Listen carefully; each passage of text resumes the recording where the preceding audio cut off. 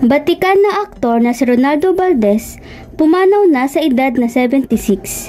Nagluluksa ang mundo ng showbiz sa pagpanaw ng batikang aktor na si Ronaldo Valdez. Sa ulat ng Abante News, kinumpirma umano ng malapit na kaibigan ng aktor ang tungkol sa pagpanaw niya. Matatandaan, isa sa pinakahuling serye na kanyang ginawa ay kasama ang Katniel sa Too Good to Be True. Kaya naman, marami ang Katniel fans ang nalungkot sa balitang ito. Nakasunod lang din ng usap-usapang paghihiwalay ng Katniel. Si Ronaldo James Dulaca Gibbs o mas kilala sa kanyang screen name na Ronaldo Valdez ay isang batikang aktor sa pelikula at telebisyon. Siya ang ama ng aktor, comedian, TV host, singer na si Jano Gibbs.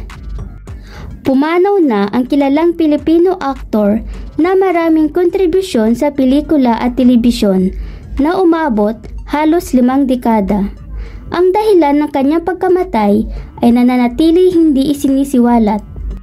Ang kanyang asawa ay si Maria P. Gibbs at kanyang mga anak ay sina Jano Gibbs at Melissa Gibbs. Ipinanganak si Ronaldo Valdez noong 1947.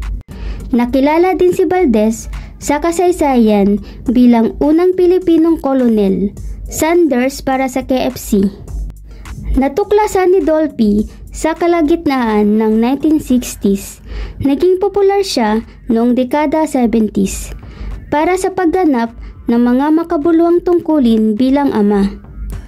Sa mga nakalipas na taon, patuloy niyang ipinakita ang kanyang talento sa mga palabas tulad ng Los Bastardos taong 2018 to 2019 at Too Good to Be True 2022 to 2023.